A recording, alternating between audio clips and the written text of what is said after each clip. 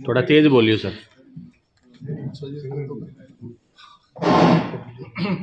जी sir. नमस्कार दोस्तों। तो मैं अपने सभी मेंबर से निवेदन करूंगा कि अपने फ़ोन साइलेंट मोड पे रख लें।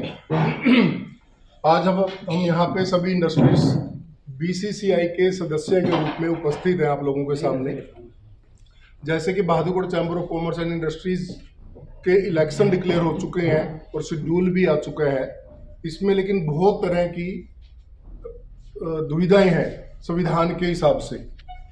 आज हमारे सदस्य जो पिछले कई महीनों से लगभग 12-14 महीनों से वर्किंग कर रहे हैं कि इस Bahadurgarh chamber of commerce and industries को बचाया जाए, क्योंकि ये संस्था बहुत पुरानी संस्था है, लगभग 1972 के आसपास की संस्था है। इसमें जो संविधान के अनुसार 2 साल में इलेक्शन होने चाहिए थे, 2015 में जैसे हुए थे लास्ट, तो 2017 में बाई लॉज के हिसाब से होने चाहिए थे। आज लगभग 8 साल ज़्यादा हो चुके हैं और संविधान के अनुसार कुछ भी नहीं हो रहा है। 2015 तक संविधान के अनुसार सब कुछ चलता रहा, अब 2015 के बाद संविधान के अनुसार नहीं हो रहा है। तो हमारे यहाँ पे हम सब सदस्यों ने काफ़ी सारी वर्किंग भी की है, बार बार आदरणीय डिस्ट्रिक्ट रजिस्ट्रार, सोसाइटी रजिस्ट्रार को अपील भी की है, सेक्शन 39(4) के माध्यम से भी की हैं, आने वाले दिनों में भी की हुई हैं, वो भी अभी हियरिंग होने वाली हैं। लेकिन फिर भी काफ़ी सारी दुविधाएं हैं बाई लॉज के अनुसार। हमारे पास हरियाणा सोसाइटी एक्ट की भी कॉपी है, 2015 की भी कॉपी है, 2000 बाई लॉज की, तो 2018 में जो कहते हैं कि हमने 2 का 3 साल कर लिया, उसकी भी कॉपी है। बहुत ही ज़्यादा दुविधा है कि हरियाणा सोसाइटी एक्ट जो सरकार द्वारा बनाया गया है उसके अनुसार कोई भी सोसाइटी चलनी चाहिए, या उसके अंदर से जो बुलेट पॉइंट निकाल के एक सोसाइटी संविधान बनाती है उसके अनुसार चलना चाहिए, या अपने ढंग से बनाए गए संविधान के हिसाब से चलना चाहिए। तो उसके आज हम कोशिश कर रहे हैं, सब इंडस्ट्रियलिस्ट बीसीसीआई के मेंबर सब हैं, कि प्रेस के माध्यम से डिस्ट्रिक्ट रजिस्ट्रार के पास या हरियाणा सरकार के पास हम अपनी आवाज़ को पहुंचाएं। तो हमारे मध्य अलग अलग इंडस्ट्रीज बैठे हुए हैं, लेकिन मैं सबसे पहले पुरुषोत्तम गोयल जी से एक बार निवेदन करूंगा, कुछ पॉइंट जो हमने बनाए संविधान के अनुसार, हम कोई अपनी बात किसी पे थोपना नहीं चाहते, हम केवल संविधान के अनुसार बात कर रहे हैं और वही करना चाहते हैं। सही को सही, भी सही चीज़ क्या है और वो सही होनी चाहिए, ओनली वो बात कर रहे हैं। और वो only Bahadurgarh chamber of commerce and industry पे लागू नहीं होती, वो हरियाणा की सभी सोसाइटीज़ पे लागू होती है संविधान। अगर कोई संविधान बनाएगा तो संविधान के अनुसार क्यों नहीं काम होती।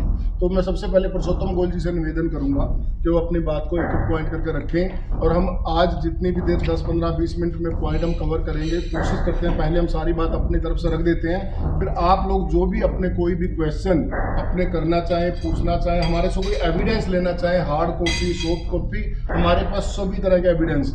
शुरू से हमने 39(4) में एक अपील लगाई, तो मैडम ने उनकी डेट एक्सटेंड करी, कि डेट एक्सटेंड करके 15 दिन में कोई भी मेंबर अपनी फीस जमा करा सकता है। तो इसलिए की कि 15 दिन का टर्नओवर बढ़ा दिया है, जिस मेंबर को पुरानी कोई फीस जमा करानी है तो जमा कराए, ताकि फिर आगे प्रोसेस चले। उस 15 दिन के दौरान कुछ मेंबर जो गए, उन्होंने मान लो जैसे कि मेंबर है हमारे, इन्होंने 3 साल की फीस जमा कराई 6300 रुपये। इसके ऊपर लिख दिया गया क्लियर कि not eligible for BCCI election, कि आप बीसीसीआई के लिए वोटिंग राइट नहीं है और एलिजिबल नहीं हो। तो फिर वो 15 दिन की डेट क्यों बढ़ाई गई, किस लिए बढ़ाई गई? कि पुराने मेंबर अगर चाहें तो अपनी फीस जमा कराएं, लेकिन सब मन मुताबिक चल रहा है। पिछले ऑर्डर में मैडम ने लिखा कि संविधान के अनुसार फीस जमा कराई जाए एज पर संविधान। अब बात चल रही है, जैसे अभी हमने बताया कि 2015 एक तो संविधान हो गया था हरियाणा सरकार का, एक हो गया 2015 का जिसके अनुसार सब कुछ ठीक चल रहा था, एक जो इनका टर्नओवर खत्म हुआ 2017 में, 2018 में अपने आप एक अमेंड कर लिया गया, जिसमें ना एजीएम बुलाएगी ना कुछ, इसमें डीआर ऑफिस इन्वॉल्व है हर चीज में। उन्हीं के अगर डीआर ऑफिस इन्वॉल्व ना होता तो ऐसा काम नहीं होता कभी भी। तो 2018 में बना दिया गया। अब सबसे बड़ी बात, एक बड़ी ताजुब की बात है, हमारे पास सारी कॉपी है, 2015 का जो संविधान है उसके अंदर फीस लिखी गई है एनुअल 2100 रुपये। ये कहते हैं हमारा 3 साल का हो गया। 3 साल का कब हो गया? 2018 में जो विदाउट एजीएम अमेंड करके इन्होंने ठप्पा लगवा लिया डीआर ऑफिस से। उसके अंदर फीस लिखी गई है 3100 रुपये। आज भी फीस ली जाती है 2100 रुपये के हिसाब से। एक तरफ कहते हैं हम 3 साल का 2018 है, एक तरफ कहते हैं 2015 है, तो चल कौन सा रहा है? 2015 अगर है तो 2100 रुपये फीस क्यों ले रहे हैं? मतलब 2018 को अगर अपने आप में मानते हैं कि 3 साल का टर्नओवर हमारा है, तो बिना मतलब संविधान इनको खुद नहीं पता हमने फॉलो कौन सा करना है। फीस ले रहे हैं 2100 के हिसाब से, 2018 में लिखी हुई 3100। डीआर ऑफिस ने लिखा गया पिछले ऑर्डर में कि कोई भी फीस संविधान के अनुसार जमा होगी और विद इंटरेस्ट जमा होगी। तो कोई इंटरेस्ट तो किसी से बात ही नहीं होती, ना इंटरेस्ट का कोई लेटर जाता। फिर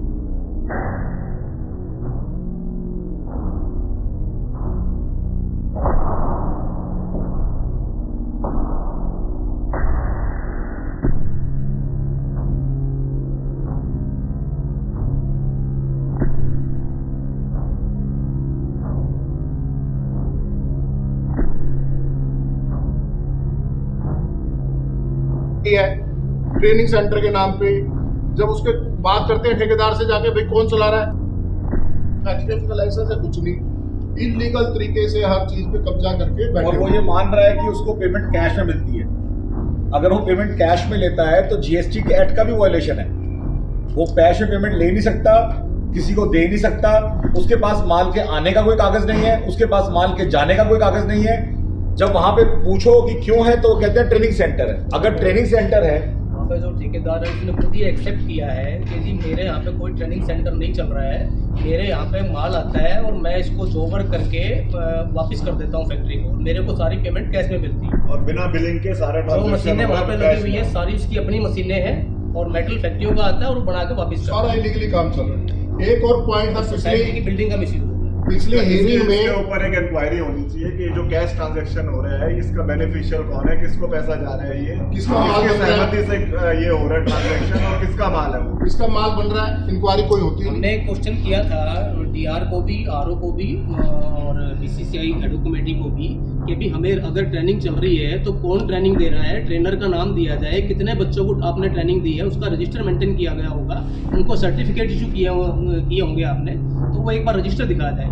बट उसका आज तक हमने कई रिमाइंडर भी दिए हैं लेकिन कोई भी रिप्लाई डीआर ऑफिस से या आरओ से या एडो कमेटी से नहीं मिला है। इसके अलावा जैसे हम बार बार ऑब्जेक्शन लगा रहे हैं लगातार पिछले 1.5 साल से, क्योंकि हम भी सारे बहादुरगढ़ चैम्बर ऑफ के सदस्य हैं। बेशक आज से एक नई संस्था बनी है वो अलग मैटर है, लेकिन है तो हम सारे बिलोंग तो उसी से करते हैं। हम नहीं चाहते कि हमारी संस्था मतलब हम नहीं चाहते कि हमारी संस्था दम तोड़े या कहीं खो जाए कागजों में, तो इसलिए हम सबका प्रयास है कि इस संस्था को बचाया जाए। एक और क्वेश्चन था हमारा पिछली बार से लगातार से, 2020 में हमने 48 नए मेंबर अप्लाई किए डीआर बीसीसीआई में, 48 मेंबर सारी कंप्लायंस के साथ सारे कागज लगा के करे। बाई चांस हमने उस दिन स्कैन करके डीआर ऑफिस में भी मेल कर दी, कम से कम 10 बार रिमाइंडर दे दिया डीआर ऑफिस में, यदि बीसीसीआई में हमने फार्म जमा करा रखे 48 हमारे मेंबर भी बना दिए जाए। लेकिन जब वहाँ की टीम जो भी उस टाइम बैठी थी उन्होंने देखा कौन से चैनल से ये फार्म आया, उन्होंने बनाए नहीं, साइड में कूड़े में डाल दिए। डीआर ऑफिस से कभी आज तक रिप्लाई नहीं आया कि वो 48 मेंबरों का क्या हुआ। चलो हमने अपनी अपील में भी लगाया पिछली बार के ऑर्डर में मैडम ने लिखा कि वो 48 मेंबर इसलिए नहीं बनाए जा रहे आपके कि गवर्निंग बॉडी एग्जिस्ट नहीं करती, कि कोई गवर्निंग बॉडी नहीं है। अगर गवर्निंग बॉडी एग्जिस्ट नहीं करती, गवर्निंग बॉडी तो 2017 में खत्म हो गई, तो 2017 के बाद जितने भी मेंबर बनाए गए कि वो सारे इलीगल बनाए गए, फिर 2021 में भी बनाए, 2022 में भी बनाए, तो सारे इलीगल है। नहीं, इसमें एक पॉइंट और भी है। अगर गवर्निंग बॉडी मेंबर बना नहीं सकती तो फिर वो एक भी नहीं बना सकती, 2 भी नहीं बना सकती। उसी 48 में से उन्होंने 2 मेंबर कैसे बना दिए? फिर वो बीसीसीआई ने लेटर दिया डीआर वो कहते हैं कि बाकी किसी मेंबर ने उन्हें अप्रोच नहीं किया। कोई भी मेंबर जो है अपना फॉर्म भर के दे रहा है, अपना चेक दे रहा है, अपने सारे पेपर पूरे करके दे रहा है, और वो क्या अप्रोच करेगा? पहली बात। दूसरी बात, अगर वो गवर्निंग बॉडी एग्जिस्ट नहीं करती तो वो 1 मेंबर के लिए भी नहीं करती और 2 मेंबर के लिए भी नहीं करती और 50 मेंबर के लिए भी नहीं करती। कि 2 मेंबर के लिए तो करती है लेकिन बाकी 48 के लिए नहीं करती, ये नहीं समझ में आया। जो हमें लिस्ट मिली है अभी 488 मेंबर्स की, उसके अंदर और 2017 की लिस्ट के हिसाब से 160 नए नाम है। तो अगर गवर्निंग बॉडी एग्जिस्ट नहीं करती तो 160 नए नाम आए कहां से? अगर गवर्निंग बॉडी एग्जिस्ट कर ही नहीं सकते तो 116 मेंबर जो हैं, मोर देन 160 मेंबर जो हैं, वो आए कहां से? इसका मतलब इन सभी का रजिस्ट्रेशन कैंसिल होना चाहिए, सभी की मेंबरशिप कैंसिल होनी चाहिए, क्योंकि गवर्निंग बॉडी तो एग्जिस्ट करती ही नहीं है। तो ये इस तरह की चीजें हैं जो डिस्क्रिपेंसी है, बड़ी अजीब सी हैं, जिसके अंदर कोई क्वेश्चन नहीं पूछ रहा है। अभी तक आज भी हर चीज के ऊपर एक्स गवर्निंग बॉडी के ट्रेजरर साहब साइन करते हैं। तो एडॉक कमेटी के बनने के बाद भी हर जगह उनके दस्तखत हैं। उस रसीद के ऊपर भी आज भी यहां पे इस पे आप सिग्नेचर जो देखोगे, इसके ऊपर प्रेसिडेंट काट के जनरल सेक्रेटरी के कॉल पे साइन हुए हैं। जब कोई गवर्निंग बॉडी एग्जिस्ट नहीं करती तो ये जनरल सेक्रेटरी ट्रेजरर आए कहां से? हर जगह अभी भी आज भी यूज करते हैं, अपने आप को जनरल सेक्रेटरी, अपने आप को ट्रेजरर बनाते हैं। और सबसे बड़ा जो दोष है वो है डीआर ऑफिस का। अगर डीआर ऑफिस इस बात का कॉग्निजेंस लेती तो अब तक शायद ऐसा नहीं होता। अगर मैंने सड़क पे रेड लाइट क्रॉस करी है और मेरे को ट्रैफिक पुलिस चालान नहीं काट रहा है, मेरे को जाने दे रहा है, तो क्या सिर्फ दोषी मैं ही हूं? वो ट्रैफिक पुलिस का अफसर दोषी नहीं है? अगर सरकार ने उसको अथॉरिटी दी है कि गलत काम करने वाले को रोको, चालान काटो, और वो चालान नहीं काट रहा है, वो उसका इम्तिहान नहीं ले रहा है, तो उसके लिए उसको दोषी नहीं ठहराना चाहिए। क्यों डीआर ऑफिस ने कभी पूछा ही नहीं आज तक कि आपके यहाँ 7 साल हो गए, 8 साल हो गए, कोई कागज नहीं आया? क्यों कभी डीआर ऑफिस ने जो एडॉक कमेटी का जो मेंबर बनाया, हमारे बजाज साहब बैठे हैं, इनको मेंबर बनाया, इनसे कोई अप्रूवल नहीं लिया? बजाज साहब, जो एडॉक कमेटी का मेंबर बनाया गया, उनसे बनाने से पहले कोई अप्रूवल नहीं लिया? एक चीज और पहले बोलता हूँ, हमने लगातार पिछले 6-8 महीने में एडॉक कमेटी के लिए डीआर ऑफिस को मेल और हार्ड कॉपी दी गई कि जब भी आप एडॉक कमेटी बनाए, सभी इंडस्ट्री से पूछ के मेल द्वारा सूचित करके आप एडॉक कमेटी बनाए।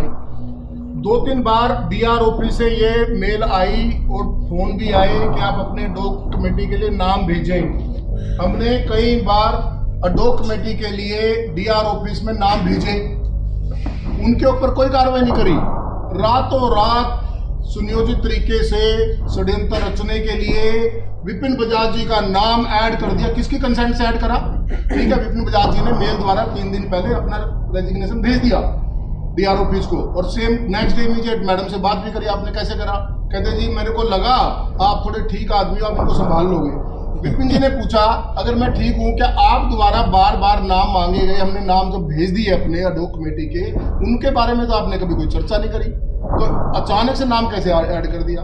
तो मतलब एक ऐसे सुनियोजित तरीके से षड्यंत्र चल रहा है कि जैसे वो डीआर ऑफिस पूरे बहादुरगढ़ पे कब्जा करना चाहता है, या इन लोगों के साथ मिलकर कब्जा करना चाहता है, या सरकार नाम की चीज कोई हरियाणा में है भी कि नहीं?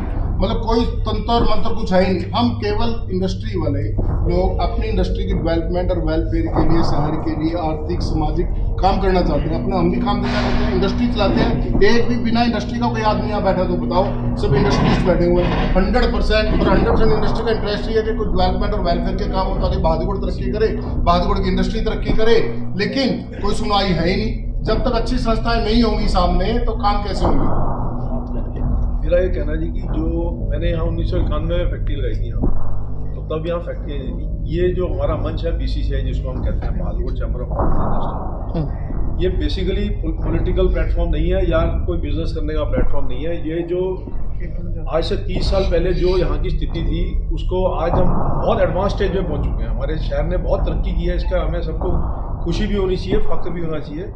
इसके अंदर Bahadurgarh chamber of commerce and industry का बहुत बड़ा योगदान है, क्योंकि बेसिकली यहाँ ये एक इंडस्ट्रियल टाउन है, और इसके अंदर 2 साल या 3 साल जो भी, एक तो होता है न्याय किताबों का, फाइलों का, कागजों का, एक होता है नेचर का न्याय कि आप नेचुरल जस्टिस से चलिए। वो नेचुरल जस्टिस फॉलो नहीं हो रहा। आपको 2 साल की टर्म मिली, पूरी कीजिए, अगली किसी को आने दीजिए। 3 की मिली, 3 पूरी कीजिए।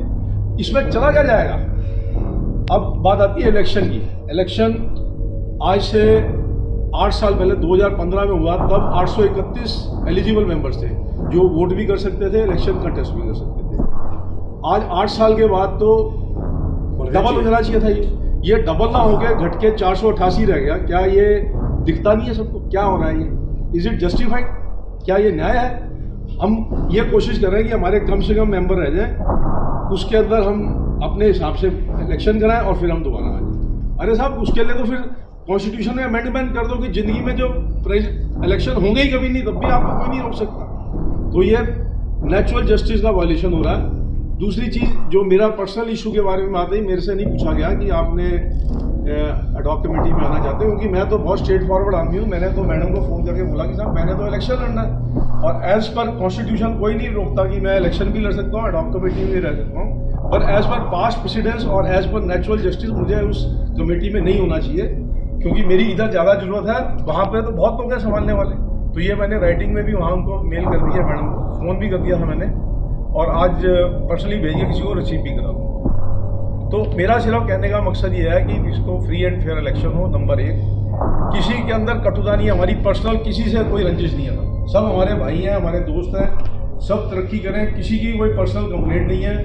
इलेक्शन फ्री एंड फेयर हो, ज़्यादा से ज़्यादा पार्टिसिपेशन हो, या तो अगर 2 चीज़ें हैं मानने की, एक तो किताबों का मानना है, तो कॉन्स्टिट्यूशन के हिसाब से 2017 should be cut off date, कि उस टाइम पे जो मेंबर थे वही एलिजिबल हैं। अगर भाईचारे पे और पास्ट प्रेसिडेंस पे चलना है, तो पास्ट प्रेसिडेंस ये कहता है जब भी इलेक्शन हुए हैं तब लिस्टें निकाल दी जाती हैं, भाई ये मेंबर्स के इतने इतने साल के पैसे हैं, वो जमा कराइए और इलेक्शन में पार्टिसिपेट कीजिए, और धूम धमाके से, बड़े प्यार से, बड़े भाईचारे से इलेक्शन होते हैं। जो आएगा उसको सब लोग कोऑपरेट करेंगे और इंडस्ट्री को आगे लेके जाएंगे, शहर को आगे लेके जाएंगे, चिट्ठी लिखेंगे, सीएम को बुलाएंगे, एमएलए को बुलाएंगे, डीसी को बुलाएंगे, सब। अगर हम आपस में संगठित हैं तो सब लोग हमारे साथ हैं, अगर हम लोग आपस में डिस्टर्ब रहेंगे तो कोई हमारा साथ नहीं देगा।